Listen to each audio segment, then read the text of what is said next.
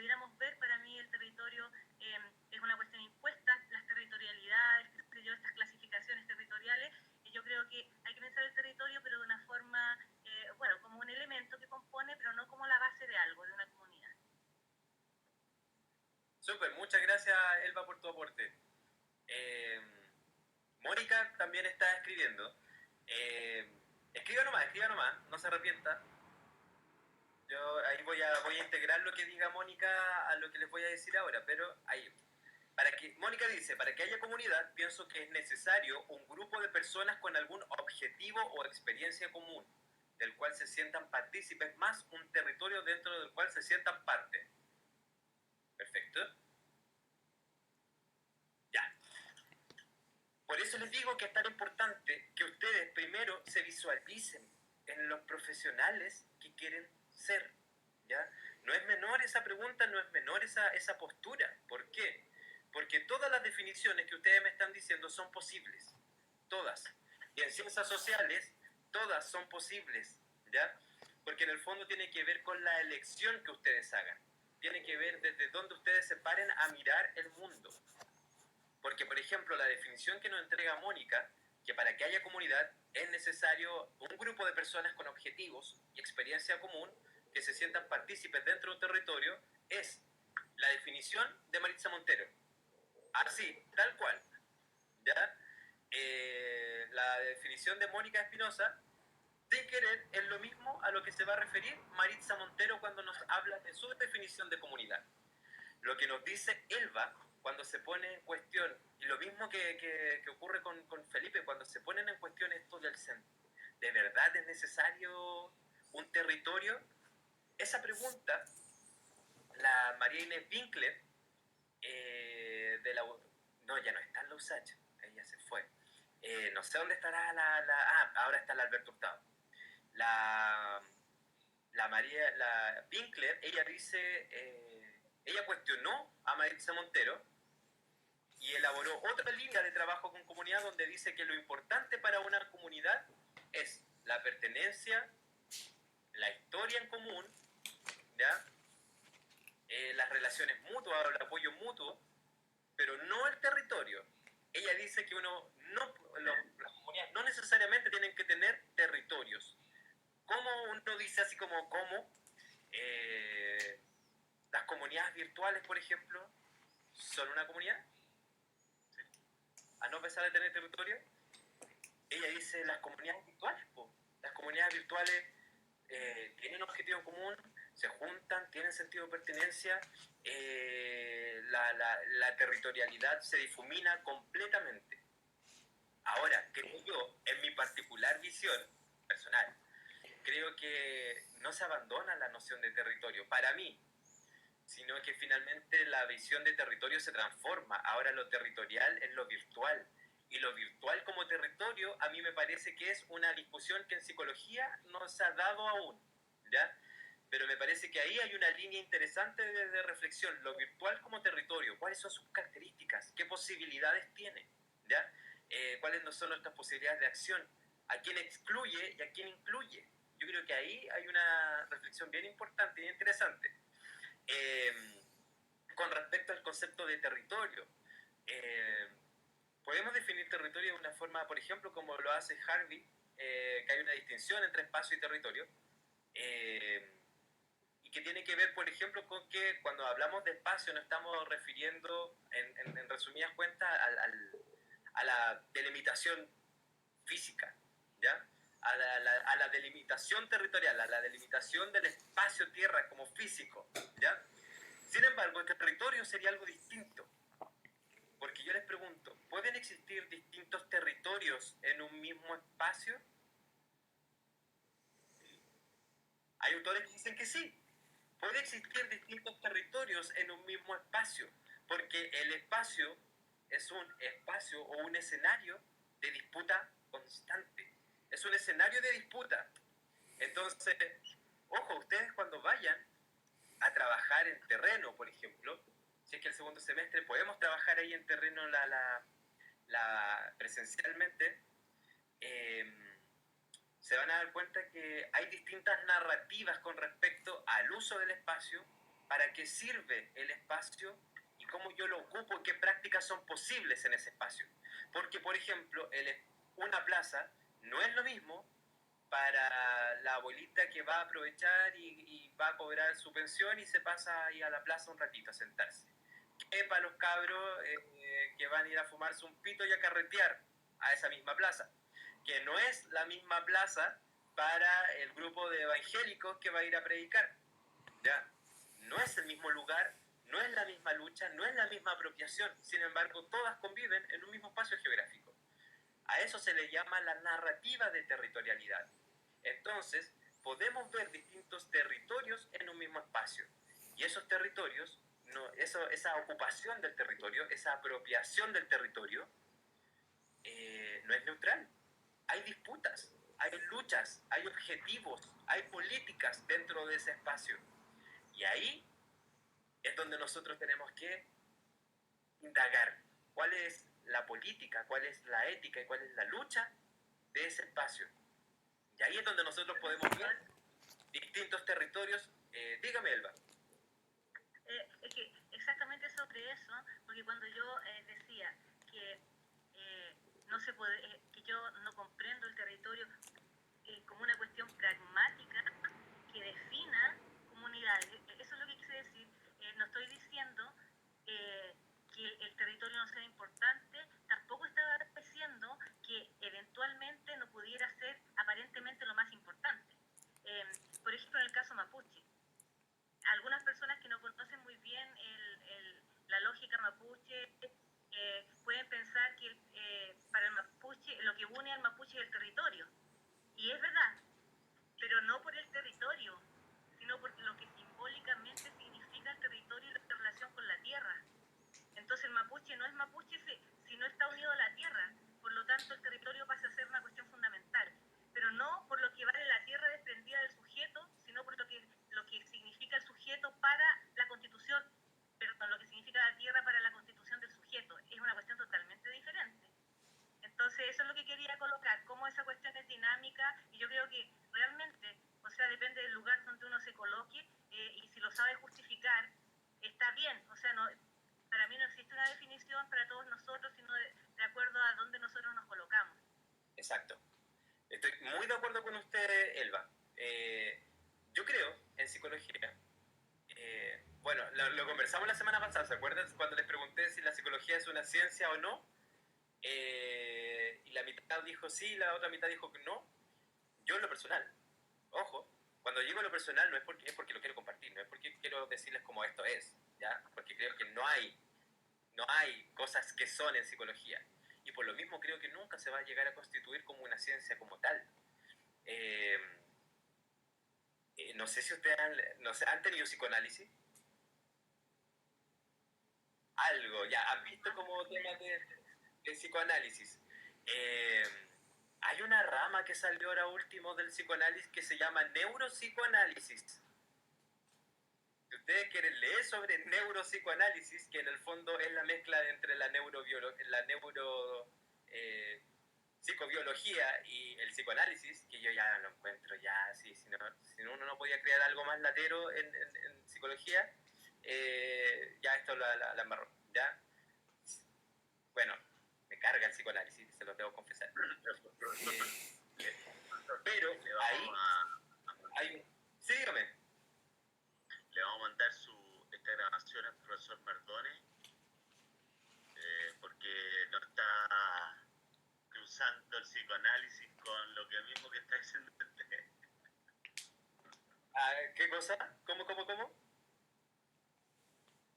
qué forma? Usted está diciendo que el psicoanálisis es difícil cruzarlo con lo que decía usted, ¿cómo era? Lo que decía, con la neuropsicofisiología. Claro, la neurociencia con el psicoanálisis y es una cosa muy extraña.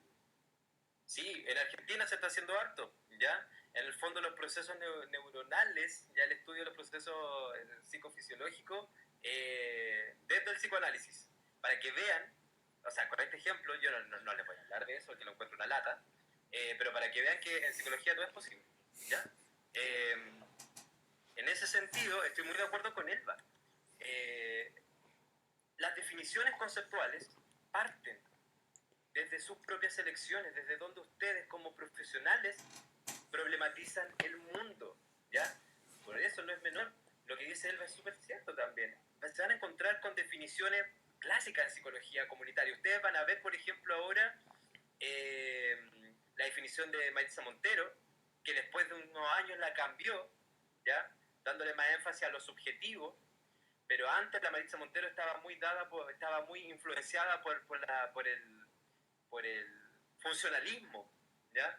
Entonces, por ejemplo, las primeras definiciones, a Alipio Sánchez Vidal también, él era más radical, decía, una comunidad está compuesta por sus instituciones, ¿ya? Que la hacen funcionar. Entonces, claro, ahí ¿cuál es la distinción que se hace? Es que hay un rol entonces para cada persona y cada persona cumple un rol distinto en cada institución, ¿ok? Y ahí se van a dar cuenta de que luego van a aparecer estas ideas donde, cuando hablo de instituciones, porque las instituciones tienen un territorio específico común y delimitado. De hecho, Alipio Sánchez Vidal lo define así: territorio limitado en donde hay instituciones, donde funcionan en torno a un objetivo. Estamos viendo una definición súper funcional, funcionalista, estructuralista, clásica, ¿ya? Y por otro lado, después tenemos a la Maritza Montero diciendo no, la necesidad de un territorio, pero lo importante es la experiencia en común, la historia en común y la identidad, ¿ya? La identidad del común. Y por otro lado, después nos vamos a encontrar con la Marianne Winkler, que nos va a decir lo necesario es tener una identidad y una pertenencia. El territorio da lo mismo, ¿ya? Identidad, pertenencia e historia. Y va a sacar el territorio de lado. Y luego vamos a tener a un autor que a mí en lo particular me gusta mucho, que habla sobre psicología comunitaria y revolución, y que es inglés, y él tiene una definición que para mí me encanta de psicología comunitaria, que él dice, básicamente, psicología comunitaria, la psicología comunitaria son aquellas herramientas y disciplinas que permiten a las personas darse cuenta de sus opresiones y luchar contra ellas en conjunto. Así de simple. Y al tipo le preguntan, ya, pero ¿y cuál es la diferencia de esa definición con lo que podría ser un trabajador social, con lo que podría ser un sociólogo, una socióloga, un antropólogo, antropóloga, etcétera, etcétera? Y él dice, ninguna. Porque la psicología comunitaria, al decidirse psicólogo comunitario, es porque estás llamado también a hacer transformaciones en la realidad. Y si esas transformaciones no las haces con otras personas, entonces tu definición no es correcta, ¿ya? Lo que a mí me parece súper interesante, porque él habla un poco de borrar los límites de la disciplina y hablar un poco de esta transdisciplinariedad, con la diferencia ahí que existe entre estos conceptos, entre multidisciplina, interdisciplina y transdisciplina, ¿ya? Si hay alguna duda, vayan preguntando, porque de repente yo también como sé que van en tercer año y además están teniendo psicología comunitaria, quizás dé por hecho ciertas cosas, pero si me dicen, no, profe, no sé a qué se refiere, digan nomás, ¿ya? Entonces, frente a esa situación, es que nosotros tenemos la obligación de escoger, tenemos la obligación de estudiar mucho, tenemos la obligación de leer para saber cuál es la respuesta que más nos llega en el fondo y con la que nos vamos a sentir más identificados y con la que presenta una verdad, una realidad y una forma de acción sobre ella, ¿ya? Porque eso es lo que hacemos, intervenir, ¿ya? Hay personas que no les gusta el concepto de intervenir y se está puesto mucho en cuestión, porque intervenir significa que un agente externo se mete dentro de un proceso, ¿ya? Para cambiarlo en el fondo. Eso es intervenir. Entonces de repente se da mucho la discusión de no quiero intervenir, o intervenir suena a autoridad o a imposición de un poder o de un saber profesional. Sin embargo, es bueno que empecemos a matizar. Esta va a ser una clase de puro poner en duda todo lo que nos han dicho, ¿ya? Entonces, es bueno empezar a problematizar el tema de la intervención y decir como, bueno, pero usted como interventora, usted intervención comunitaria, sino que en su práctica clínica futura, usted está interviniendo de alguna u otra forma, porque su saber profesional está puesto en el cambio de otra persona, de otro proceso, de otra vida. El punto no es hacer la distinción, creo yo, también hay de si lo que nosotros vamos a hacer es intervención, acción, etcétera, sino cómo nos hacemos cargo del lugar desde donde estamos hablando y proponiendo esa acción, ¿ya? Lo hacemos como un agente externo donde las disposiciones de poder me separan radicalmente de la otra persona, donde mi saber se instala como saber experto, puede ser. Y hay colegas que lo van a hacer así, ¿ya? El punto es que usted lo tenga claro. ¿Cómo? ¿O qué va a hacer desde este saber profesional en esa situación? Usted le va a pasar mucho en clínica. A usted le van a decir, doctora, ¿ya?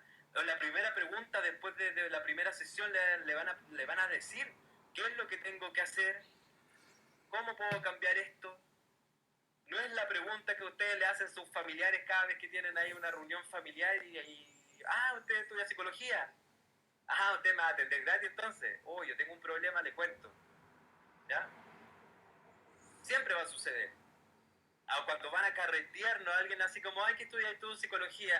Qué buena, me estáis analizando. Siempre hay como una visión con respecto a nosotros como profesionales. Hay un saber, hay una imposición de expertise, ¿ya? Lo importante es que usted sepa qué va a hacer con esa mochila, más que olvidarla, es cómo usted se hace cargo de eso y cómo usted lo ocupa, ¿ya? Entonces, frente a eso, hay distintas disposiciones, hay distintas definiciones con respecto a la comunidad. Y en ese sentido, usted elija, porque antes de definir algo, usted tiene que disponerse a algo, ¿ya? Así que ahí cuando tengan su clase de definiciones de qué es la comunidad, porque tienen que estar viendo historia de la psicología comunitaria. Qué es lo que pasó en Estados Unidos con todo esto de la salud mental comunitaria. Entonces van a pasar primero por eso, luego van a llegar a, finalmente cómo lo tomó Latinoamérica y qué es lo que hizo Latinoamérica. Latinoamérica, como siempre, se fue al chancho con la cuestión, ¿tá? Además porque fue una rama que empezó a hablarse en los 60, en los 70 y acá en Chile el marxismo, en Latinoamérica, el marxismo estaba pegando fuerte, ¿ya? Entonces, toda traducción de la psicología comunitaria tan estándar, tan abramos las instituciones que estaba sucediendo en Estados Unidos, acá se transformó en una reivindicación y en una lucha social, ¿ya? Hablaba acerca de qué es lo que pasa, y aquí respondiendo ahí a la Lidia y a Felipe, que hablaban, por ejemplo, qué pasa con esto de sentirse parte de comunidad, hasta dónde llegan los límites de la comunidad. Para eso lo que tenemos que usar son definiciones más operacionalizables, ¿ya? Porque ¿cuáles son los límites de la comunidad? Nadie los puede establecer. Hasta dónde llega una comunidad no se puede establecer, a menos que usted ocupe, por ejemplo, la definición de territorio como espacio simbólico. Y ahí tiene que ver con su propia elección conceptual, ¿ya? Porque si hago una definición territorial relacionada con el espacio, yo puedo delimitar. Por eso también se delimitan en cuadrantes. Los sectores se delimitan en sectores, cuadrantes, cuadras. Y de repente a usted le pueden encargar la pega de, va a tener que hacer una investigación en el cuadrante 3, 4 y 5. Mientras que la otra persona va a tener que hacer una investigación en el 6, 7 y 8. ¿Ya? Finalmente son distinciones que cada uno hace. Ahí claramente hay una distinción geográfica en donde no consideren nada la subjetividad o usted puede elegir, por ejemplo, las definiciones que sí la consideren, ¿ya? Porque ¿qué pasa si justo ahí hay una persona que cruzando la calle y es otro cuadrante, usted va a encontrar que toda su red de apoyo social no está en las vecinas porque se pelea siempre con la vecina que tiene al lado, porque la vecina que tiene al lado carretea siempre. Entonces la señora decidió no pescarla más, no está ni ahí con esa persona y cruzó la calle y al frente ahí tiene su club de señora y va y comparte ahí, pero esa cuestión corresponde a otro cuadrante. Hablar no puede cruzar hemos dicho, porque hay una definición sectorizada y de territorio dividida simplemente por espacio físico, ¿ya? José Luis pregunta, si no tenemos territorio, ¿no hay revolución? ¿Existen revoluciones no territoriales? Ya me pregunto, la revolución informática o los hackers, por ejemplo, los hackers son... No, me fui para atrás con el tema marxista, profesor, disculpe. Ya, se trata, si no tenemos territorio no hay revolución. No, claro, porque para Marx la tierra está íntimamente ligada con los procesos de producción. La tierra es parte del capital, entonces claramente para Marx la revolución parte por el territorio donde se instalan los medios de producción, ¿ya? Por ejemplo, para el marxismo, el tema de la apropiación de los medios de producción va a ser importantísimo. Los medios de producción están instalados territorialmente en instituciones concretas, materialismo histórico, ¿ya? Las ideologías también pueden tener, por supuesto, toda ideología tiene su idea de sociedad y toda ideología actúa en base a transformarla de alguna u otra forma, ¿ya? Toda ideología lo hace.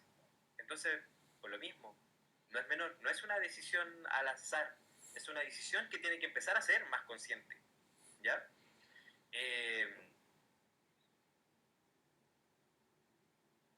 Todo es ideología.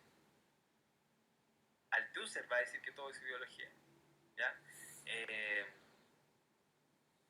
Es una discusión para largo igual el tema de la ideología. La vamos a trabajar la próxima semana, no se preocupen, vamos a trabajar el tema de la ideología la próxima semana, ¿ya? Con Althusser. Entonces, lo primero, nosotros vamos a hablar de intervenir lo social, ¿ya? Para hacer ciertas distinciones, vamos a intervenir lo social. En el fondo, intervenir tiene que ver en cómo nosotros nos organizamos frente a un conjunto de personas, ¿ya? Porque en el fondo tenemos A y tenemos B, ¿ya? Tenemos A y tenemos A, no, mejor así, ahí, A y B, ¿ya? A está más abajito. A va a llegar a B. El punto es que nosotros intervenimos porque queremos que A no llegue a B, porque queremos que A llegue a C. Y eso lo define usted, lo define la institución, define donde usted trabaje, lo define cualquier cosa, ¿ya? Estamos interviniendo una línea, porque problematizamos que si ese problema sigue igual va a llegar a otro punto al cual no queremos llegar. Entonces, ojo con eso, usted tiene que hacerse responsable de eso.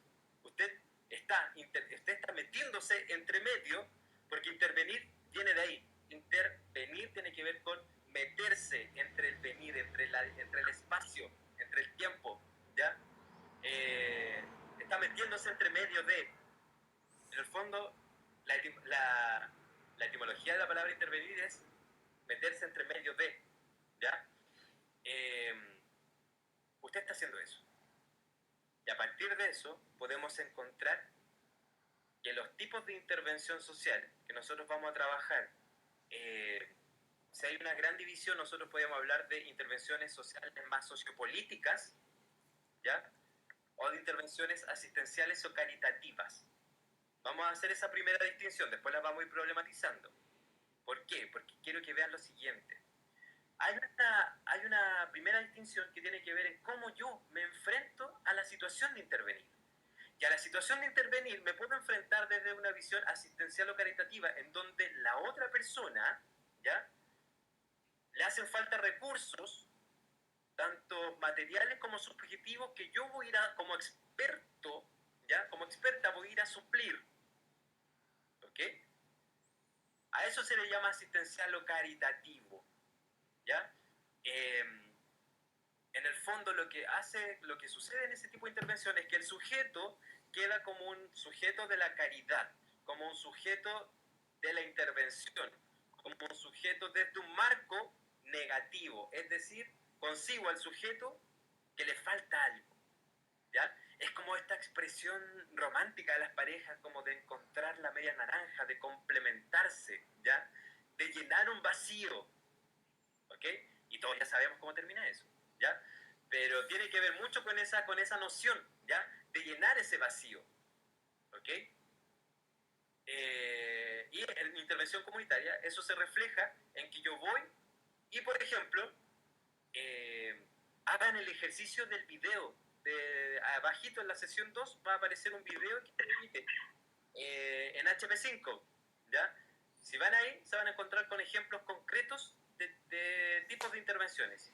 Cuando yo considero algo como caritativo, es porque yo voy a ir a entregar una caja de... Mi intervención se va a tratar de entregar una canasta familiar, ¿ya? Por ejemplo. Pues salimos a ver, ¿no? ¿La intervención siempre será violenta o llegaremos a algún acuerdo con la comunidad? ¿Qué pasa cuando la comunidad no se da cuenta que debe ser intervenida? Eso es súper importante. Dígame, Gonzalo. ¿Por qué esa intervención? Yo entiendo lo que está diciendo con respecto a la intervención de asistente, pero ¿por qué dice que empezamos desde lo experto? Porque no es leer una expertise para poder hacer una asistencia, cajas de alimento, como usted dice. Ahí, por ejemplo, ¿qué es lo que sucede? Y que el estigma del trabajador social, ¿ya? Estamos hablando también desde nuestra posición frente a la comunidad. Entonces, si nosotros vamos desde una intervención asistencial, desde esta posición de expertise, ¿qué es lo que sucede?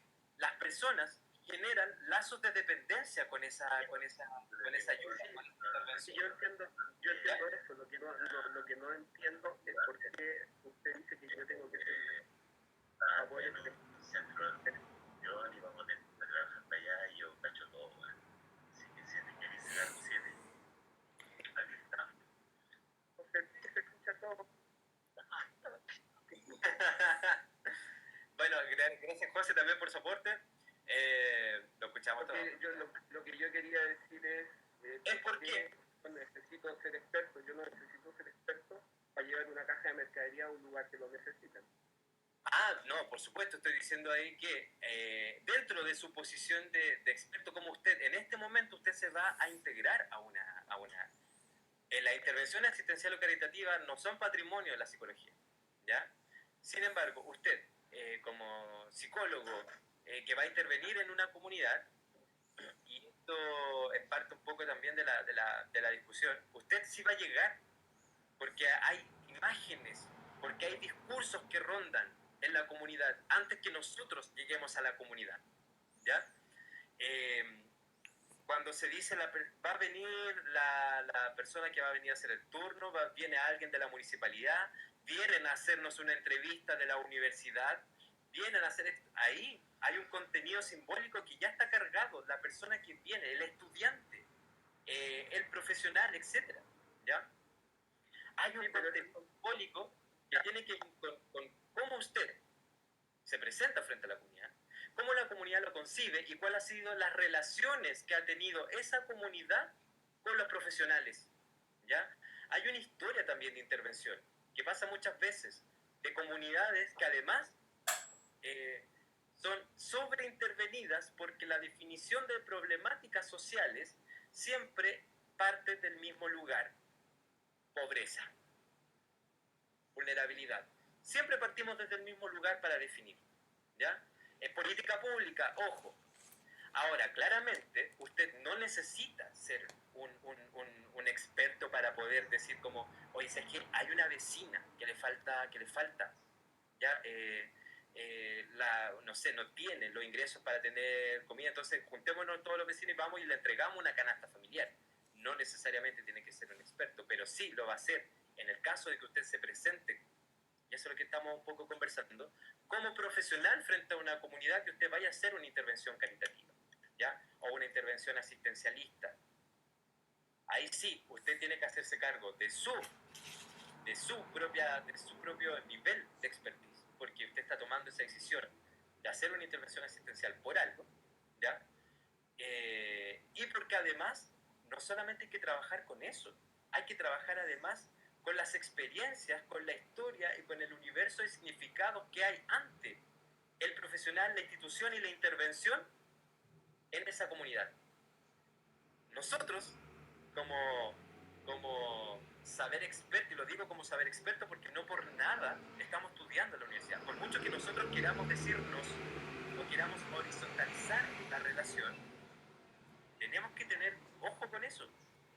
Que horizontalizar una relación dentro de una disciplina tan estructurada, dentro de que muchas veces nosotros vamos a ser como emisarios de la institución, o que vamos a ir en nombre de, ¿ya?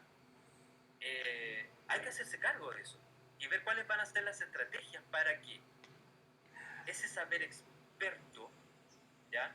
O ese saber que no lo tiene otra persona, porque en el fondo también ustedes hagan o estudian en la universidad para eso, para tener otro saber que no ronda en otro lugar, sino que para ustedes ronda en este lugar, está rondando aquí y ahora. Que, ojo, no necesariamente va a marcar una expertise en ese sentido. Lo estoy diciendo como casi como núcleo configurativo de la posición o de la imagen de profesional. Porque claramente, como lo dice Paulo Freire, todos somos ignorantes en algo y nadie es experto en nada, ¿ya? Y es un poco lo que hay que jugar con esa doble vinculación que nosotros tenemos. Por un lado, venimos en nombre de hacer un trabajo, ¿ya?, de intervención, y por otro lado, tenemos y queremos horizontalizar esa relación lo más posible, pero ojo, hay que hacerse cargo de todo lo que ronda, y ahí el psicoanálisis creo que es súper interesante, lo que nos puede aportar. El psicoanálisis, por ejemplo, dice que nosotros somos objetos de deseo incluso antes de nacer. Somos objetos de deseo, somos objetos imaginarios. Existimos ya en la sociedad antes de nuestra propia materialidad como ser humano, ¿ya? Porque antes de nacer, para las personas que tienen la fortuna de no haber sido condoro, por ejemplo, en este caso, por ejemplo, no, hubo una pareja que lo planificó tener ese bebé por algo. Ahí hay puesto, según el psicoanálisis, ahí hay puesto un sentido de placer, hay puesto un deseo, ¿ya? Con el que se quiere concretar algo. Nosotros ya existimos en la sociedad antes de nacer. Lo mismo pasa en las comunidades con los profesionales. Nosotros ya existimos antes de ir presencialmente, materialmente ahí, ¿ya? Porque hay significados que rondan antes. Porque hay... dígalo más, Sergio, consulte nomás. Perdón, Gonzalo. Existimos antes de llegar a la comunidad, ¿ya? Diga. Yo entiendo un poco, trato de entender lo que está diciendo, pero ¿por qué siempre también está como el sesgo de que si no transformo es asistencial? Eso a mí me pelota. No digo eso. Estoy definiendo una cosa y una cosa no es mejor que la otra. Son marcos de interpretación distintos. Eso lo comento porque a lo mejor yo también, claramente estoy equivocado en muchas cosas porque estoy aprendiendo. Pero por ejemplo, si yo le digo a mis compañeros, oye, ¿saben que la Fundación de Niños con Cáncer va a juntar moneda en 3 días más? Todos me van a decir, porque eso es asistencialista. ¿Pero por qué es asistencialista? Me dicen que no hay una transformación en aportar nunca. No. Pero yo no, es que sí es transformacionalista, porque la fundación ya está haciendo esa transformación. Y la transformación donde ya está haciendo una transformación, donde ya hay un trabajo. Entonces, eso me da vuelta a mí siempre. Ya, ahí hay una distinción súper interesante. Muchas gracias, Gonzalo, por tu apreciación. Primero, hay que partir por definir qué es transformación, ¿ya? Y como ustedes saben, la psicología es multifacética. Hay distintas definiciones de transformación social dependiendo de cómo usted va a considerar primeramente lo social, ¿ya? Yo, en lo particular, no juzgo que una sea mejor que otra. Son dos estrategias distintas, ¿ya? Pero aquí lo que se juega es finalmente qué estás concibiendo tú como transformación. Y que otra persona pueda decir, no estás transformando nada. Ahí la discusión tiene sentido y vale, ¿ya? Porque no se trata de cuál sí y cuál no, sino cuáles son los conceptos que están jugándose detrás de eso. Y eso es el llamado un poco en este curso, que empecemos a pensar qué es lo que estamos nosotros trabajando. Por ejemplo, tú consideras que es transformación, porque estás considerando que dentro de esa acción estás transformando relaciones interpersonales, estás transformando visiones. A mí lo que me pasa, por ejemplo, tiene que ver con que, ya, yo desde una perspectiva, lo vamos a ver más adelante, de una intervención, quiero promover la concientización de clase, ¿ya? Pero si quiero promover eso y quiero promover primero un taller, no puedo promover ese taller y que en un lugar donde las personas se están muriendo de hambre, ¿ya? No es prioridad que nos pongamos a pensar en ese tipo de cosas si la gente primero no tiene que comer.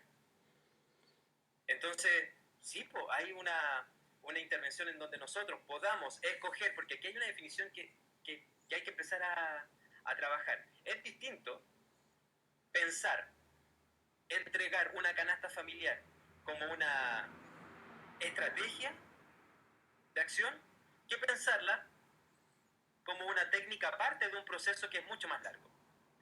Si la intervención de entregar una caja de alimentos se queda en eso, perfecto, también puede ser. Pero ¿cómo yo puedo medir la transformación solo con esa acción?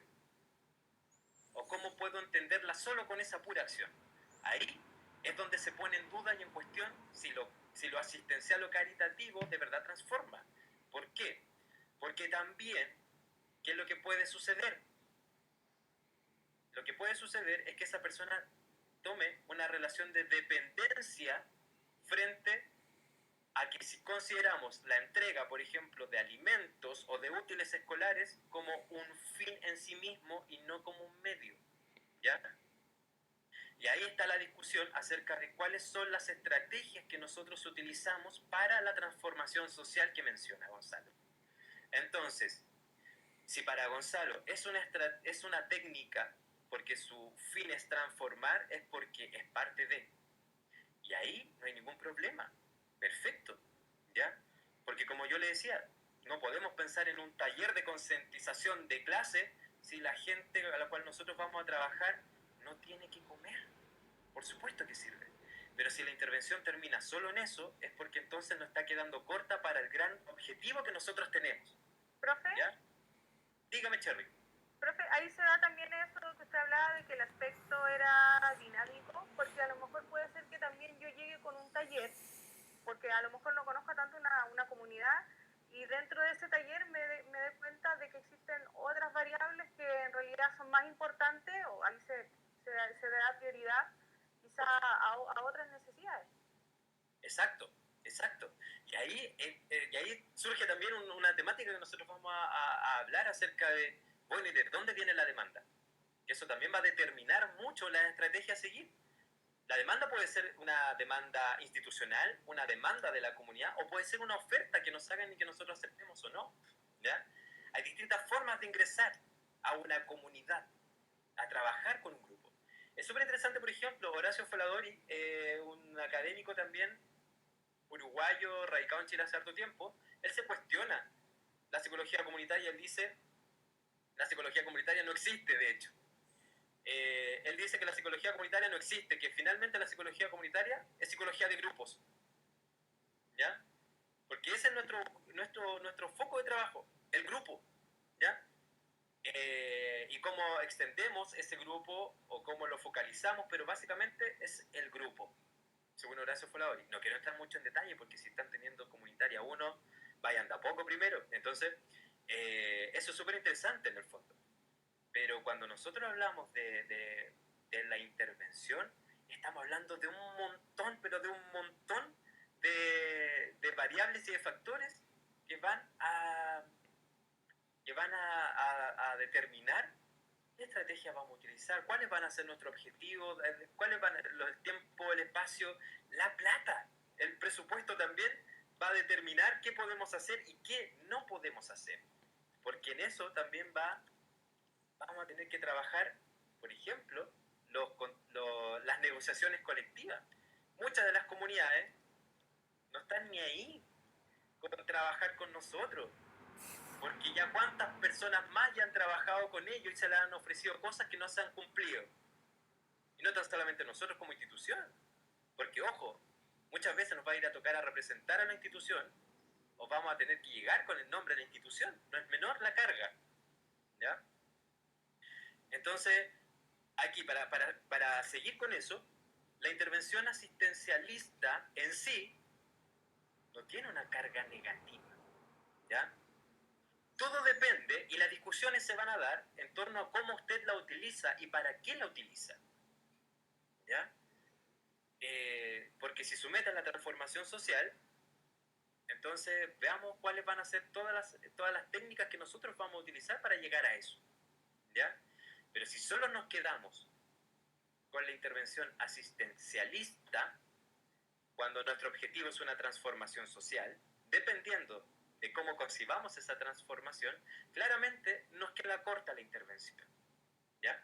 Porque además, en eso influyen las variables presupuesto, tiempo, experiencias personales, etcétera, etcétera, etcétera. José Luis dice, la intervención debe ser de acuerdo a la comunidad. Creo que allí falla la intervención ya que se diseñan sin saber realmente las necesidades verdaderas de esa comunidad. Yo también estoy de acuerdo con eso, ¿ya? Lo vamos a profundizar, de hecho, ahora. Entonces, nos encontramos con estas intervenciones que son más asistencialistas, ¿ya? Y nos vamos a encontrar con otro tipo de intervenciones que son llamadas sociopolíticas. Estas intervenciones llamadas sociopolíticas, ya según esta distinción, son llevadas a cabo por el Estado, ¿ya? Ojo, porque una intervención sociopolítica puede ser perfectamente asistencial, ¿ya? Aquí la distinción tiene que ver con el objetivo, ¿ya?, que se lleva a cabo. Entonces, si la intervención asistencial busca, según Víctor Martínez, trabajar desde el plano negativo, es decir, suplir lo que le falta a otro, a otra persona, la intervención social, sociopolítica, se abre a la posibilidad no solamente de intervenir según lo que falta, sino de potenciar lo que hay, ¿ya? Aquí hay experiencias que son bien interesantes. Por ejemplo, a mí me parece súper interesante dentro de estas políticas o estas intervenciones sociopolíticas lo que en algún momento fue el Quiero mi barrio, ¿ya?, que trabajaba con respecto a la noción de potenciación de la comunidad a partir del concepto de memoria, identidad y territorio. 3 dimensiones para concebir comunidad dentro de esta política. Esto fue súper interesante. Ustedes saben que fue una política social del gobierno, del primer gobierno de Bachelet, claramente desde el ejemplo brasileño, ¿ya?, desde el ejemplo brasileño que se instaló acá, pero además ahí hubo injerencia directa de psicólogos y psicólogas comunitarias en la construcción de ese proyecto. Entonces la definición de comunidad tenía que ver con cómo nosotros enlazábamos territorio, identidad y comunidad, y hubieron experiencias que fueron súper interesantes, ¿ya? Por otro lado también tenemos el programa los programas del Ministerio del Interior, por ejemplo, que están basados, por ejemplo, y eso es súper interesante porque habla de la lógica también. Habla de la lógica que siguen estas políticas. Ustedes saben que los programas a cargo de drogas, ¿ya?, de infracción, están, o su jefatura directa, o quien rinden cuenta esos programas, los programas de drogas, de seguridad, de infracción, son del Ministerio del Interior. Es decir, se concibe el consumo de drogas, se concibe el tema de la seguridad, se concibe el tema de la infracción de ley como temas de seguridad interna, ¿ya?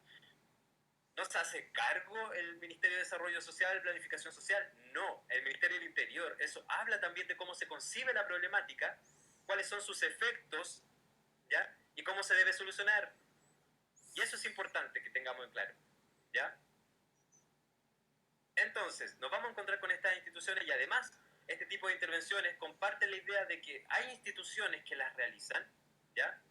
Llámese ese, ojo, con institución también, uno suele pensar en la institución como en lo físico, como en estos grandes nombres, Estado, ministerios, oficinas, seremis. Institución lo vamos a ver desde la visión amplia, ¿ya? Que nos entrega Pierre Bourdieu, cuando nos dice que la institución son las formas que ha adoptado la sociedad de ordenamiento. Por lo tanto, podemos concebir como institución a la familia, ¿ya? Encargadas de la reproducción y producción de lo social. Por lo tanto, la familia también es una institución, ¿ya? Los movimientos sociales también son instituciones, ¿ya? Que producen y reproducen una forma de ver la sociedad. También lo que hay que tener como análisis son finalmente cuáles son sus propósitos, porque desde ahí es donde yo sí puedo criticar. ¿Cuál es el propósito de esta intervención? ¿Es parte de una estrategia a largo plazo, a mediano plazo, a corto plazo? ¿Cómo se inserta esa intervención dentro del proyecto que yo tengo visto? ¿Ya? Eso es lo que yo puedo criticar y yo puedo decirte como, mira, esta intervención no va a conseguir los efectos que tú quieres. No va a conseguir esa transformación social. Ahí hay que ponerle ojo. Cuando las elecciones que hacemos no se corresponden con los objetivos, ¿ya? Y también los discursos. Cómo se está construyendo esa realidad. Porque no da lo mismo hablar de cliente, de beneficiario, de usuario, ¿ya? Son concepciones, son distinciones distintas, ¿ok? Por otro lado, lo que nosotros vamos a trabajar, ahí está, vamos a ir trabajando los paradigmas de lo social. Y esto es muy interesante porque esto nos va a dar el marco sobre el cual nosotros vamos a entender a grandes rasgos, ¿ya? Nos va a ayudar a diferenciar desde dónde se para cierto tipo de intervención y hacia dónde va y cómo se caracteriza, ¿ok? Esta distinción la hace un sociólogo, José Corbalán. Tienen el texto completo, no sé si lo han leído antes o lo han trabajado antes. Corbalán, paradigmas de la intervención social, ya, perfecto. Entonces vamos a ir explicándolo de a poquitito. Él dice que existen 4 tipos de intervención, o que podemos clasificar 4 tipos de intervención. La primera de ellas se llama intervención o paradigma integracionista, ¿ya? Ojo, ninguna es mejor o peor que la otra, sino que son conceptualizaciones distintas y usted como profesional escogerá, ¿ya? Dependiendo del problema, dependiendo del objeto, porque ¿qué es lo que pasa ahí con José Luis cuando nos dice, bueno, y tenemos que ver las necesidades reales de la comunidad? ¿Qué pasa si una comunidad, estoy hablándolo así muy en general, bien desde lo hipotético, para problematizar un poco, pero si una comunidad no quiere cambiar y está bien como está y siente que no es necesario algo más? ¿Qué hace usted con eso? Porque más encima a usted le pagan y está contratado a honorarios por un año para intervenir, sí o sí. Entonces la comunidad dice como, no quiero, no queremos, ¿ya? Es porque ahí es donde usted va a repensar también cómo se entiende el problema, cómo se aborda y cómo se soluciona. Porque muchas veces, y esto también hay que trabajarlo, vamos también nosotros con una idea de problemática, de cómo se relacionan esos problemas, ¿ya? Ojo con eso ahí también, porque lo vamos a trabajar desde acá de los paradigmas. El paradigma integracionista entonces nos va a decir que es un paradigma normativo, objetivizador, ¿ya? ¿Por qué? Porque el integracionismo tiene que ver en cómo yo integro, hago parte de a otros que están afuera, esa es la metáfora, ojo con eso, integrar. Hay alguien que está afuera de la normativa, alguien que está afuera de lo deseable, y tengo que integrarlo, ¿ya? Sin embargo, ¿quién define esa normalidad? ¿Quién define esa integración? ¿A qué me tengo que integrar? ¿Ya? Ahí, por supuesto que hay otra duda y hay otra reflexión ahí ética que cada profesional debe hacer. Pero dentro de este paradigma, la mayoría de estas actividades las realiza el Estado, ¿ya? El Estado principalmente tiene una forma integracionista de actuar, ¿ya? Porque hay un proyecto social, por ejemplo, que es el nacionalismo, que es integrar a todas las personas dentro de un proyecto social nacional, ¿ya? Es decir, cómo integro a las personas en un Estado-nación. Y acá una pregunta así como, la creación de la región de Arica y Parinacota, por ejemplo, ¿respondía a qué? Respondía a nociones más bien socioeconómicas y geopolíticas que a un tema de intervención social o de alguna especificidad claro, el centralismo, de cómo se ve desde acá. ¿Por qué? Porque ahí hay un proyecto nacional. Si separo esa región, la más cercana al mundo andino, la más cercana a Perú y a Bolivia, que en algún momento, no sé si recuerdan, empezaron a protestar y empezaron a levantar banderas de otros países en ese lugar. ¿Qué es lo que hizo el Estado chileno para integrar esas demandas? Hizo una región, separó una región, ¿ya? Hizo una región. Al hacer una región, entonces le corresponden recursos específicos a esa región. Le corresponden intervenciones específicas, es decir, mayor presencia del Estado, ¿ya? Y a mayor presencia del Estado, mayor integración al proyecto nacional. La creación de ese proyecto, de esa nueva región, fue totalmente geopolítica, ¿ya? Y todos los programas que se instalaron a partir de esa concepción geopolítica, de entregar mayor servicio y mayor presencia del Estado en un sector limítrofe, ¿ya? En donde estaban ocurriendo muchas disputas, se estaban levantando mucha bandera peruana hacia allá, ¿ya? En un territorio históricamente ya conflictuado por su identidad, ¿ya? Entonces, desde ahí parte, esa es la lógica dentro de la intervención integracionista. ¿Ya? Una pregunta. Dígame. Bueno, ¿también se podría considerar en este paradigma cuando hacen modificaciones en las estructuras públicas para incorporar a las personas que tienen, o sea, una inmovilidad o dificultad? Exacto. ¿Sí? Exacto. Eso es. Pero, ojo, que el paradigma integracionista, dentro de la concepción de Corvalán, siempre va a ser normativa.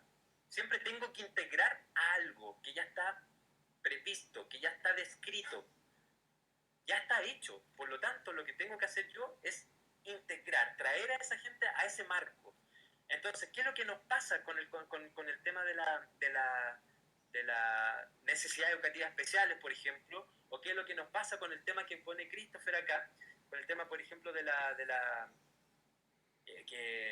ya se ha cambiado el concepto de menos mal, pero antes se hablaba de minusválidos, es decir, un concepto que viene de la minusvalía, del menor valor, ¿ya? ¿Qué hacemos con ese grupo de personas? Los integramos, pero ¿cómo los integramos? ¿Cuáles han sido los proyectos de integración? En lo concreto, poner ramplas, por ejemplo. Ya, pongamos ramplas de acceso a todas las instituciones públicas. ¿Qué más? Para que tengan, porque se está pensando en que tengan el mismo acceso que una persona sin ningún problema, ¿ya? Sin ninguna discapacidad, ¿ya? O capacidad diferente también es como se le llama ahora. Entonces, ojo, cuando pensamos en lo integracionista estamos pensando en ese tipo de intervenciones, por eso nos queda corto, po, ¿ya? Porque estamos pensando siempre en integrar a esa otra normalidad. La pregunta aquí es, ¿cuál es esa normalidad? ¿Cuál es esa norma a la que tenemos que integrar? Y ahí caben las discusiones, ¿ya? ¿Qué es lo que tenemos que integrar? ¿A quién? ¿Y por qué? A partir de... Dígame. Quería agregar a eso también, en eso de normar, entonces está la descaracterización, también está implícita la descaracterización del actor, que aquí pienso que también la palabra actor no corresponde, porque No. ahí las personas son pasivas, solamente reciben y tienen que perder lo que tienen para parecerse a los otros que están dentro de norma. Por ejemplo, antiguamente los homosexuales, digámoslo así, como se entendía antiguamente, que había que mejorar los que estaban enfermos, o por ejemplo en el caso de los mapuches, hasta hoy para muchos el mapuche tiene que convertirse en un chileno más y perder todo lo que traería, y eso sería lo bueno. Eso es lo que quería colocar, eso también, porque creo que es importante, porque en el fondo hay todo un cuestionamiento ético en esa lógica de ayuda, entre comillas. Exacto, exacto. Muy bien, muchas gracias, Alba. A eso se refiere, ¿ya? Ahora, lo que tenemos que empezar a cuestionarnos es hacia dónde queremos integrar. Y esa definición, ahí es donde usted ve. ¿A qué normativa usted va a integrar? ¿A quién? ¿Ya? Pasa, por ejemplo, con el concepto de discapacidad. ¿Qué es lo que se hace? Se problematiza el sujeto. Se problematiza el sujeto que no puede acceder a los distintos beneficios de la sociedad. Pero lo que no estamos problematizando es cómo se ha construido la sociedad para que ese sujeto, en su condición distinta, acceda de igual forma a la sociedad. ¿Profe? Nosotros construimos escaleras. Claramente, eso no se adapta a la sociedad. Entonces, aquí la pregunta es, ¿quién está mal? ¿El sujeto que no puede, el sujeto que no puede realizar su trámite, o es la arquitectura que hemos construido la que no se adapta a ellos? ¿Ya? Ahí hay una disputa. Dígame, Cherry. Incluso más allá de eso, porque por ejemplo también se hacen planes, por ejemplo, en donde se inyecta plata, capital, para, por ejemplo, empresas que contraten a gente con alguna discapacidad o algún problema por el cual no puede entrar a otro tipo de trabajo, y eso tampoco no debería ser así. Exacto. Total, eso, exacto. Pasó un ejemplo, por Es ejemplo. algo básico, como trabajar. Como trabajar. Perdón, pero Dígame. tiene que ver con que en realidad las políticas no apuntan a la inclusividad, sino que más bien bueno, como que tenemos una mirada súper como colectivo, tenemos una mirada súper asistencialista respecto de personas con dificultades físicas o de movilidad, con personas que se salen de la norma. Siempre las políticas están orientadas desde una mirada asistencialista, no inclusiva. Exacto, sí. Ahí hay una distinción entre, bueno, la voy a, no sé si puedo ver aquí. Espera un poquito. Acá. No, es el texto. Voy a elegir dibujo. ¿Se ve el lapicito? Estoy dibujando. Ya, perfecto. Aquí le voy a... Súper sencillo. La diferencia entre en general, entre inclusión e integración. Tengo acá la integración. ¿Qué es lo que hace la integración entonces? Tenemos un grupo definido, por ejemplo, cualquiera, y está acá. Están fuera de la norma, ¿ya? Aquí están los sujetos dentro de la norma. ¿Cómo agrando esa pantalla? No puedo... Entonces, ¿qué hago con eso? Ahí abajito dice pantalla... ¿Ya? Ahí está. Entonces, esa es la norma, y ahí están los sujetos fuera de la norma. ¿Y qué hago yo al integrar? Los llevo, acá están, los llevo hacia adentro. Eso es la integración. Eso que está ahí es integrar. Por ejemplo, hubo una noticia en algún momento donde se contrató personas haitianas, por ejemplo, para realizar aseo, funciones de aseo en una empresa. La empresa optó por poner todos los carteles, ¿ya? Poner carteles en español y poner carteles también en su idioma, ¿ok? Sin embargo, ¿qué es lo que pasó con esa situación? Una práctica de integración, que empezaron a ocurrir situaciones de discriminación al interior. Se empezó a reclamar que además el que tuvieran carteles, ¿ya? El que tuvieran señalizaciones en español y además como también en el idioma, hoy que se me olvidó, ¿cómo se llama? Que es como esta creol, ahí está, de esta derivación del francés, que además era del terror, pero ellos dicen que le bajaba el estatus o la presencia a la empresa, ¿ya? La inclusión, como se define teóricamente, que también tiene sus problemas, tiene que ver con que esa gente que está afuera, ¿ya? Logra integrarse independiente de su condición de no normatividad, ¿ok? Ahí está la distinción. Eso sería entonces el proyecto de la integración y este es el proyecto de la inclusión, ¿ya? Definido teóricamente. ¿Se entiende?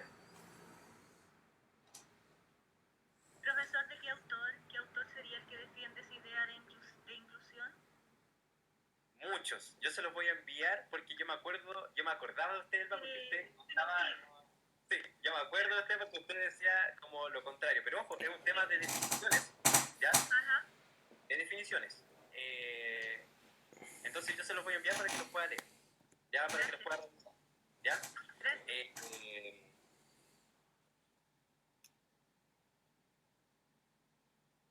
Ahí estamos.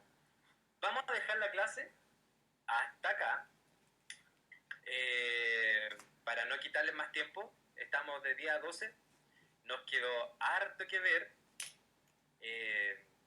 Está buena la discusión, así que esa es la idea. Sigamos discutiendo. Estas primeras 3-4 clases van a ser bien teóricas, así que les pido paciencia. De repente hay que revisar harto concepto y hacer harta distinción, pero la idea es que podamos hacer todas estas distinciones para luego la asumimos y luego cuando presentemos un proyecto sea un proyecto pero totalmente bien ordenadito, bien definido, con una estructura bien clara y que ustedes estén pero completamente ahí arriba de la pelota con respecto a cómo trabajar la construcción de un proyecto, ¿ya? Eso es lo que también vamos a realizar acá, cómo se construye un proyecto de elaboración de demanda. Entonces, si alguien tiene comentarios, preguntas, dudas, por lo menos ya pasamos el primer paradigma, el paradigma de integración, ¿ya?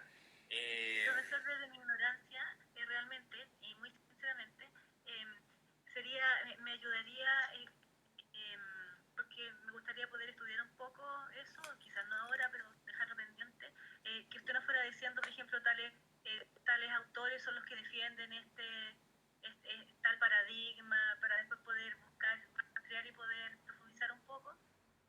Bueno, se lo veo ya ahora. El que nace esta distinción, y yo creo que le puede servir. Corbalán, Si va el texto de Corbalán, en Corbalán va a encontrar además las definiciones que han trabajado en torno a la distinción entre inclusión y integración, ¿ya? Pero no, desde la psicología, desde la sociología, ¿desde dónde hace él eso? Él hace énfasis desde la sociología, para el trabajo comunitario. Y eso es como lo interesante de él, desde cómo se ve desde el trabajo comunitario, desde la sociología. Así que vaya ese texto. Yo igual les voy a mandar otros extra, ¿ya? Esto que estamos viendo, como les dije, es la distinción que hace Corbalán con respecto a a esta forma de ver la intervención, y luego vamos a ver otra distinción que la hace Marisela Montenegro, ¿ya? En todo caso, los textos también, las referencias y los textos de todo esto que estamos conversando están ahí en la plataforma para que los puedan revisar. Antes entonces de despedirnos de esta sesión latera, pero necesaria con respecto al tema conceptual, pero también estuvo muy entretenida con el tema de todas las discusiones que pudimos dar. Si tienen alguna duda, consulta, pregunta, comentario, están de acuerdo con algo, en desacuerdo con otra cosa, etcétera, etcétera, etcétera.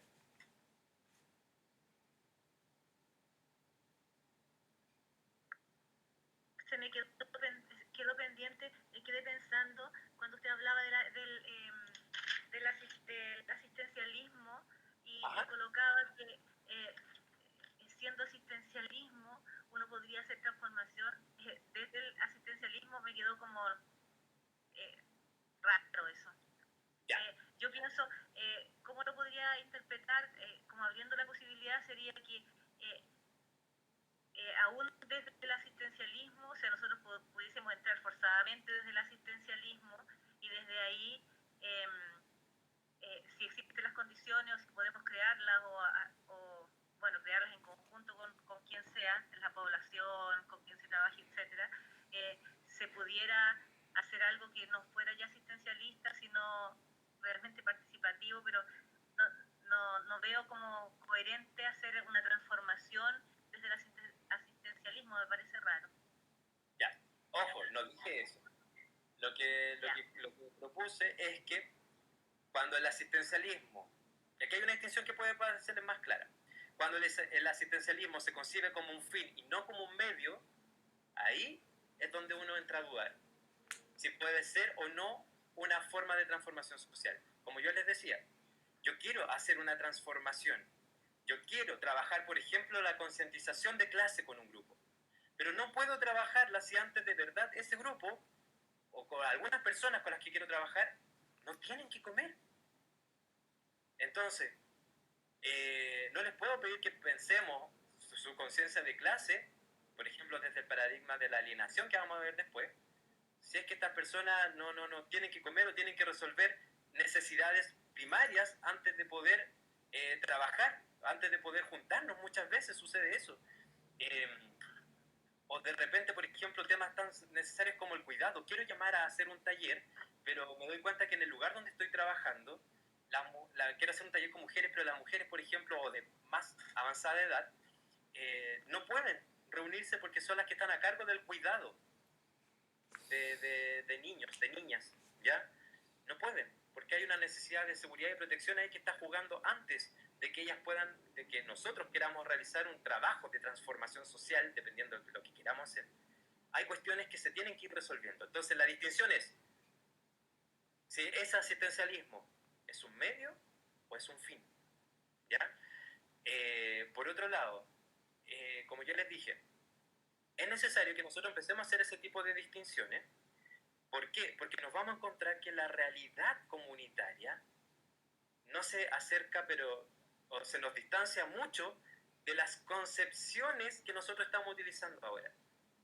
Cuando nos encontremos, cuando uno se encuentra en el trabajo comunitario, uno se encuentra con que tiene que hacer de todo, ¿ya?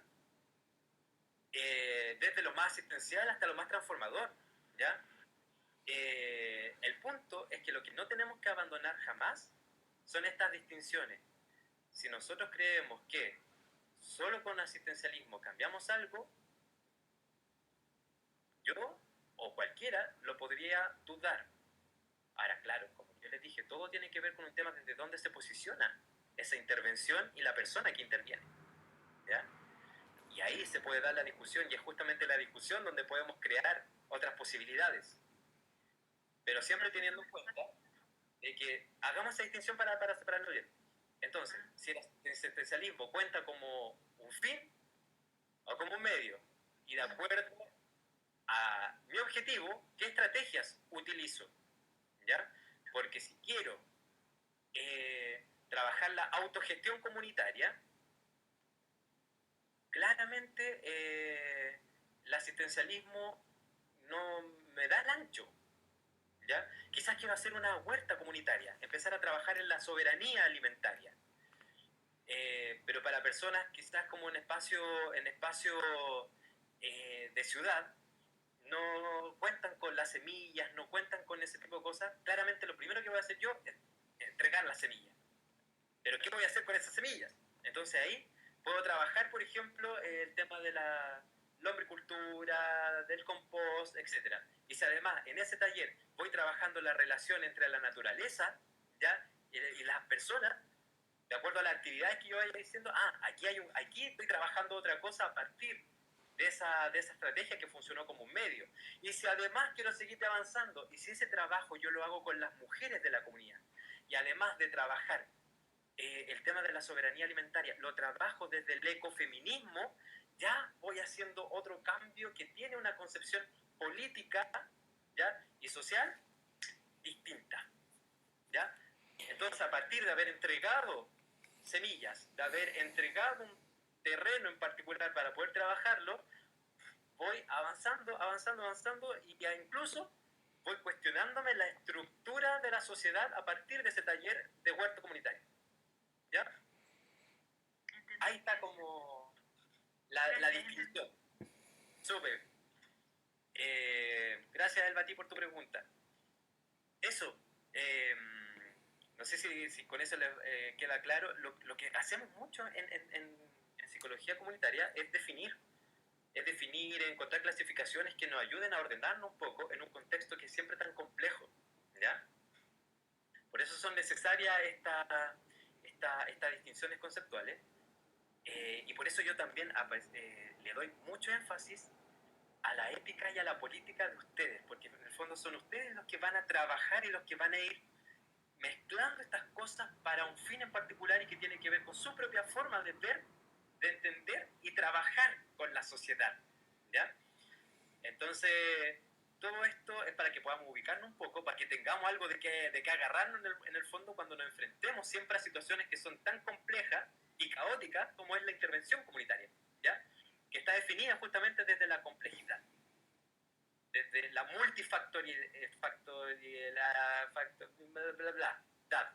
¿ya? De lo multifactorial. ¿Eso? ¿Alguna otra duda, consulta, pregunta con respecto a este primer tema? Oye, que dio para hablar, que dio para discutir, me gustó eso. Profesor, Dígame. consulta. Tenemos a los círculos, ¿ya? Y tenemos a las cruces.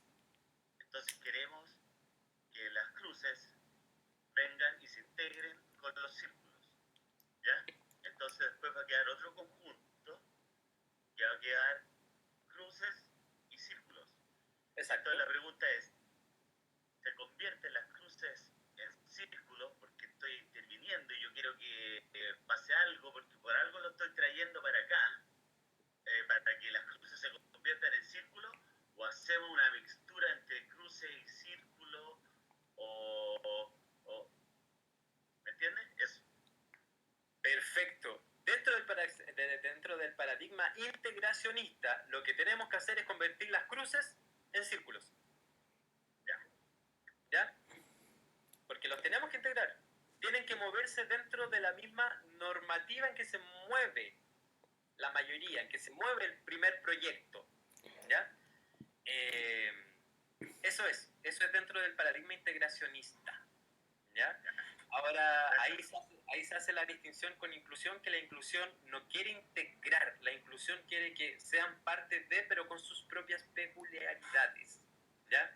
Y ahí caben intervenciones distintas, porque ya no tengo que trabajar con el grupo que está excluido, tengo que trabajar con el grupo que se dice normativo también. Entonces ahí van saliendo otro tipo de estrategias, ¿ya? Que las vamos a trabajar luego. También vamos a trabajar harta técnica participativa, harta técnica comunitaria, ¿ya? Muchas gracias, José Luis. ¿Alguien más? ¿Alguna otra duda, consulta, pregunta, discusión? ¿Esté de acuerdo con algo? ¿Está en desacuerdo con algo? Insultos, lo que sea, lo que quiera. No, yo quería comentar con respecto a lo del delante sobre el asistencialismo. O sea, siento que igual como primer paso para poder entrar a una comunidad, si le falta algo, siento que igual es una buena señal porque, o sea, desde ellos a saber que alguien está preocupado y por lo menos que alguien vaya a ayudar, ya por lo menos creo que es un primer buen paso, ¿verdad? O sea, que se sientan ellos de una forma igual importante y que otras personas de otros círculos se preocupen por ellos. Entonces, en realidad tampoco está, o sea, es malo así, o sea, una mala accionar en ese sentido. Ya, perfecto. Yo sí lo calificaría de malo, pero sí tengo claro el objetivo. Porque usted me dice, quiero transformar la sociedad, quiero que las personas puedan tener, etcétera, etcétera, etcétera, y después me dice, sí, ¿y cómo lo va a lograr? Entregando una caja de alimentos. O con alguna empresa, y yo le digo, no es ni pertinente ni coherente. Yo le dije que eran como dos cosas que nosotros íbamos a revisar, pertinencia y coherencia. Eso es lo importante. Entonces, claramente no es malo. Si tiene que ver con que qué tan pertinente y coherente es con la intervención. Y ahí uno puede juzgar si es o no la mejor forma de aproximación de acuerdo al objetivo que usted tiene, se plantea. Ahí está. Ahí está la sutileza de poder, y ahí la posibilidad de discutir y de transformar, ¿ya? Y de decir como, mira, esta práctica no nos está resultando, porque nuestro objetivo es este, y con esto parece que no estamos terminando de abordar todo lo que queremos. Ahí es donde ocurre la discusión, ahí podemos estar de acuerdo, podemos no estar de acuerdo, podemos crear otras formas, ¿ya? Pero justamente tiene que ver con eso. Así que súper, muchas gracias Christopher por tu acotación. ¿Ya? Profe, otra consulta es, por ejemplo, yo puedo hacer un objetivo. Por ejemplo, yo tenía un objetivo, haber estudiado, haber visto dónde yo llegaba, y cuando, por ejemplo, yo estoy en el lugar o estoy como en una comunidad, ellos presenten demandas mayores del objetivo que yo tenía y tener que cambiar este objetivo, a pesar de que yo ya tenía todo listo. Ese es el tema, porque en el fondo tiene que ver cómo construye objetivos. Y ahí se nos escapa la academia. Ojo con eso, y ahí la academia se nos va al carajo, a la punta del cerro. ¿Por qué? Porque desde la academia siempre se plantean situaciones súper ideales, ¿ya? Entonces, ¿qué pasa? ¿Qué pasa con eso que me dices tú? ¿Qué pasa si los objetivos de un grupo cambian mientras uno ya tiene todo armado? Simplemente cambian. Uno tiene que cambiar con ellos, así de simple. ¿Cómo se construye ese objetivo? Hay muchas formas de construirlo. Una de esas formas es que usted simplemente le manden a hacer la pega. Y es terrible. Pero usted como representante de cierta institución que tiene que hacer trabajo comunitario, le van a decir, este es el objetivo, y te lo van a dar. Este es el objetivo a cumplir. Y para eso tenemos 6 meses, o tenemos un año, y tenemos tal presupuesto. Juegue. Lo peor es que ahí hay una distinción súper interesante que hace Víctor Martínez. Si puedes leer ese texto, hay un apartado que dice la diferencia entre el mundo de la vida y el mundo de la vida y el mundo de las instituciones. El mundo de las instituciones es un mundo muy regulado. Es un mundo regulado donde el tiempo está regulado, donde todo se regula a partir de sus capacidades concretas y materiales, ¿ya? Donde lo subjetivo no está en juego, que es distinto a lo que pasa en el mundo de la vida, donde lo subjetivo determina lo demás, lo subjetivo determina lo material, lo subjetivo determina el tiempo. Eso también es súper interesante, lo subjetivo determina los tiempos. Entonces, a partir de eso, él dice que nosotros en la intervención siempre estamos en choque, siempre estamos contradiciéndonos, siempre estamos como peleando contra Goliat en el fondo, ¿ya? Lo que tenemos que hacer es tratar de sincronizar y de alinear eso. ¿Por qué? Porque nos dice, hay una alternativa. Hay un lugar donde la institución no puede intervenir. Y ese lugar es en el tú a tú.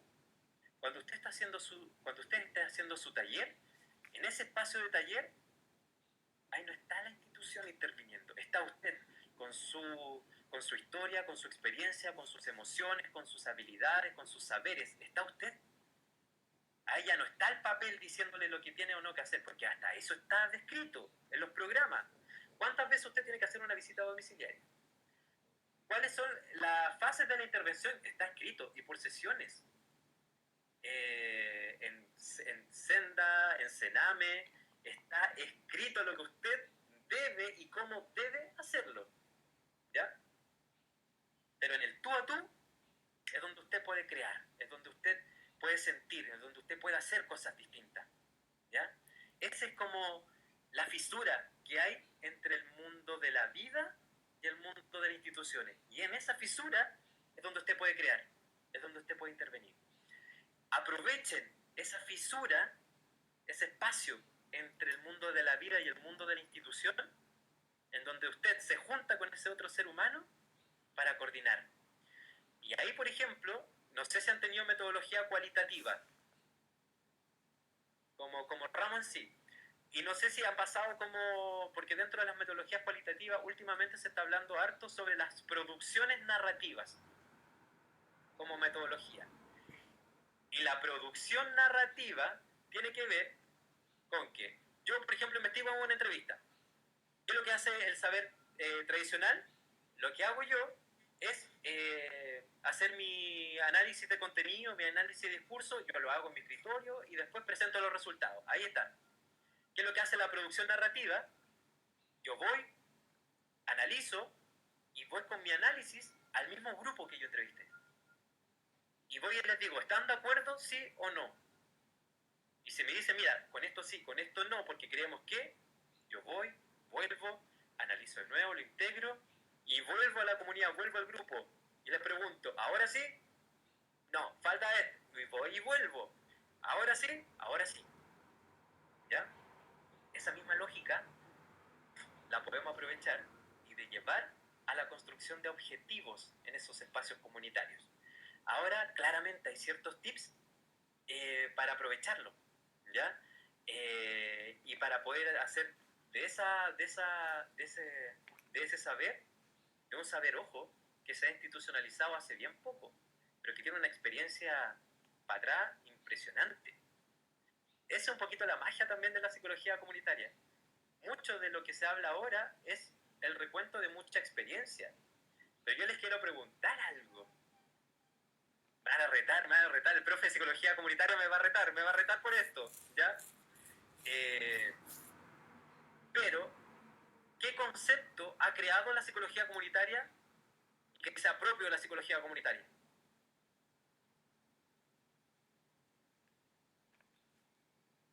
Con lo que han leído, con lo que han visto, algún concepto, de hecho se lo voy a dar como tarea, investiguen. Hay de repente, si tengo un espacio libre, algún concepto que haya inventado la psicología comunitaria, que sea patrimonio de la psicología comunitaria.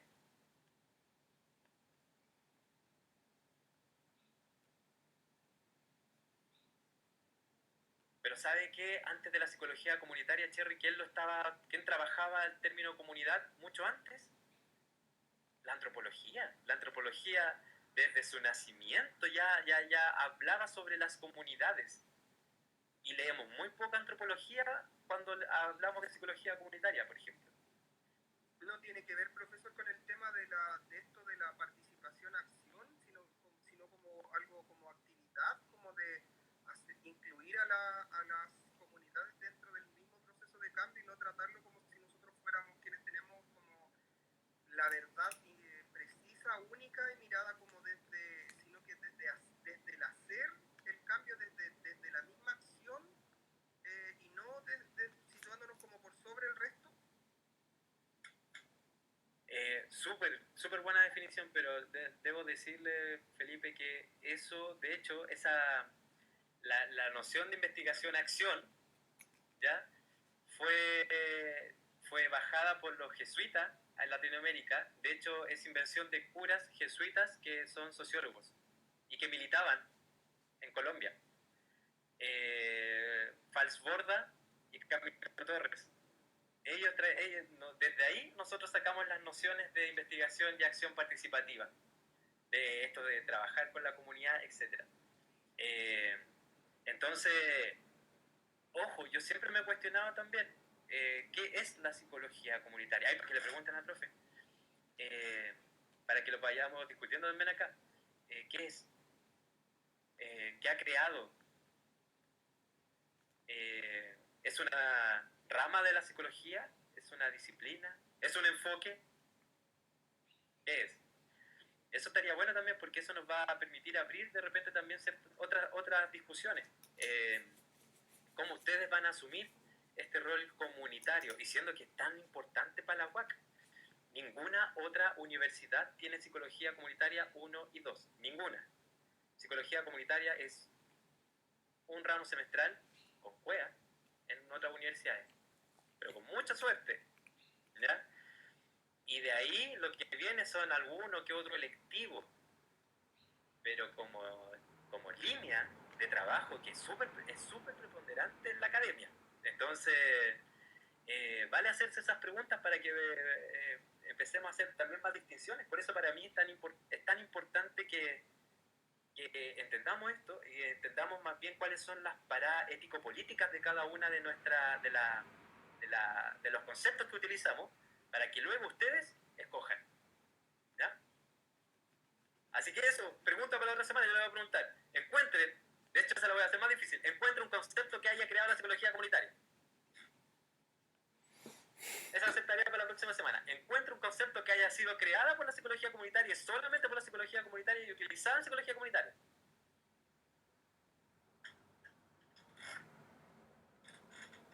El que lo encuentre, 7, promedio 7. ¿Ya? ¿Alguna otra duda, consulta, pregunta, comentario, aclaración?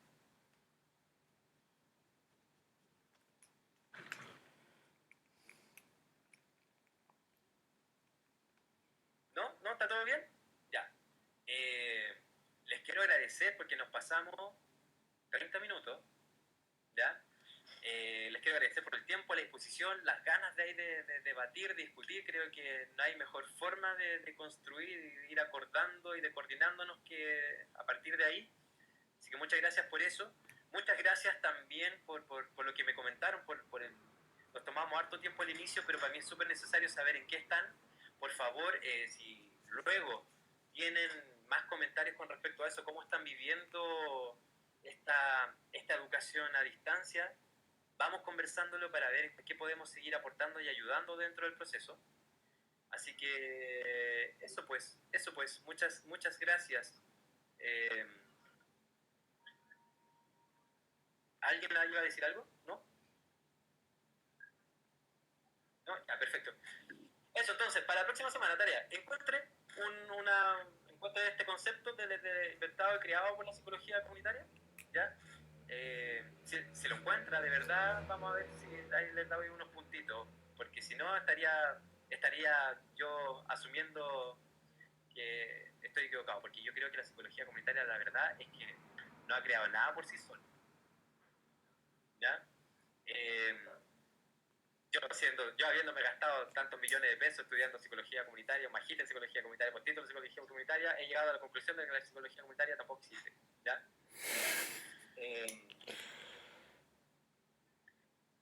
O sea, existe, pero porque en el fondo le pongo comunitario porque es lo que yo quiero hacer. Es psicología comunitaria porque es una premisa política de acción, una forma de aplicada, creo yo, de la acción de la psicología. Y eso, y también para la próxima semana, para que tengan los grupos, recuerden los grupos, ¿ya? Recuerden tener los grupos, que no pueden ser más de 5 personas en cada grupo, que tienen que haber 4 grupos, ¿ya? Y eso pues, ya el PPT ya está arriba, la próxima semana lo terminamos y seguimos avanzando. Y en eso estamos, ¿ya? Muchas gracias entonces, que estén muy bien, pasen bonito fin de semana, descansen en lo posible. Gracias. Gracias, profe. Nos vemos la otra semana, ¿ya? Chicos, cuídense. Que estén muy bien. Recuerden el foro. Gracias.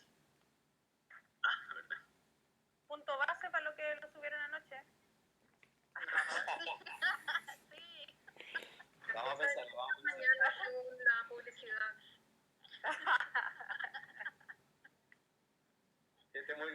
chao.